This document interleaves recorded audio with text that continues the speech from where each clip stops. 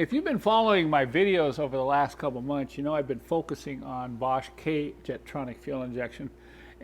And this morning, about 5 o'clock, I woke up and I thought, hey, I've got an idea.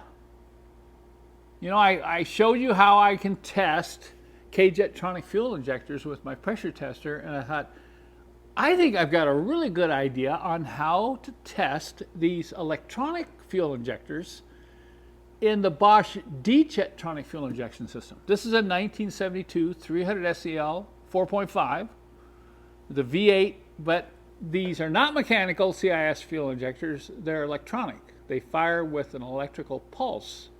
So the testing procedure has to be totally different than just sitting there and pumping pressure on a handle. So we're going to pull a couple of these injectors out today, and we're going to see if my idea will work or not.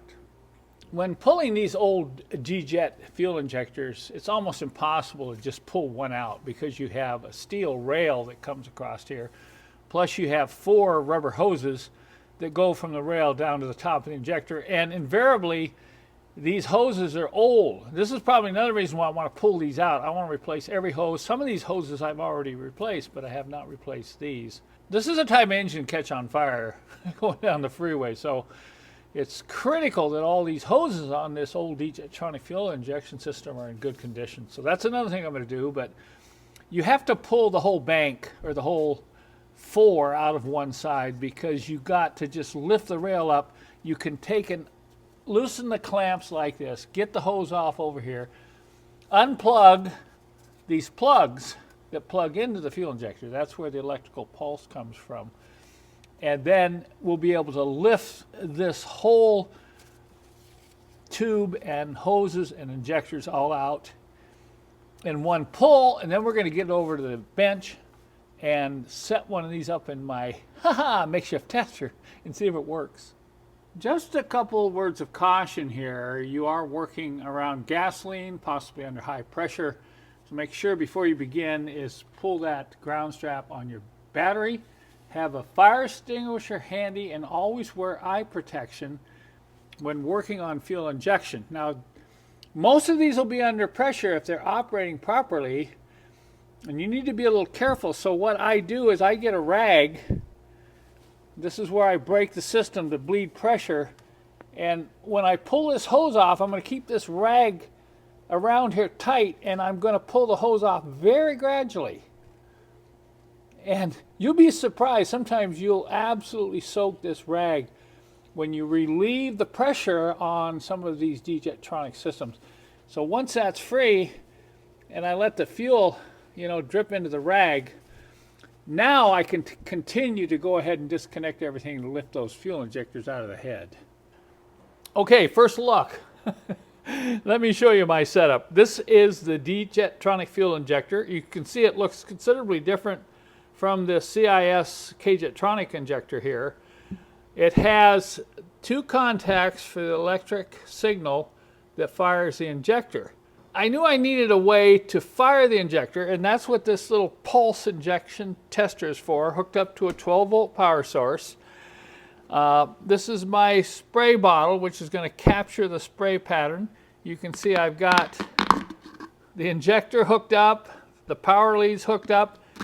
But over here, I think, is my key. I had to find a way to produce a volume of 30 psi, steady 30 psi. That's a working pressure in a Mercedes D-Jet system.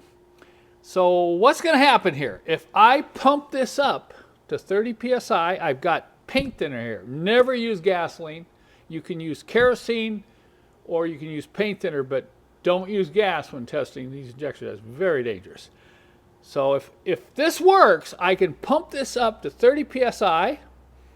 I can come over here to my pulse tester and hit the button, and the injector should fire. Okay, this is the hard part. This will get your heart rate up. We got to pump this up by hand to 25 to 30 psi.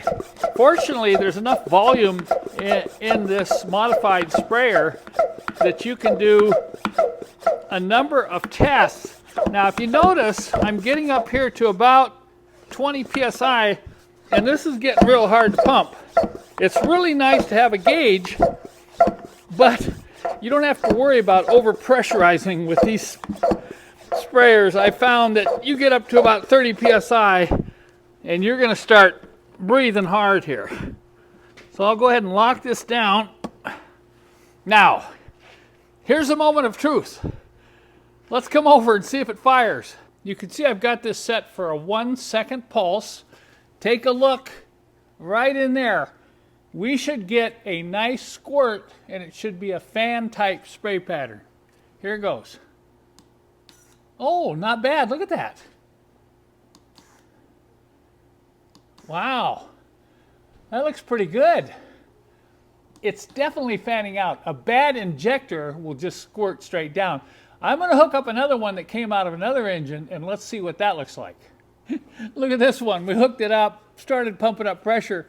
I just hit the cycle once, and it's just continuing to run. So this obviously has a stuck pintle, and it's going to drain my tank.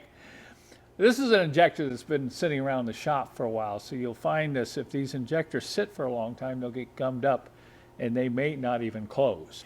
Okay, this is another old injector that I've had sitting around the shop. It did not come out of that 4.5. Let's see how this one tests with a 1-second pulse.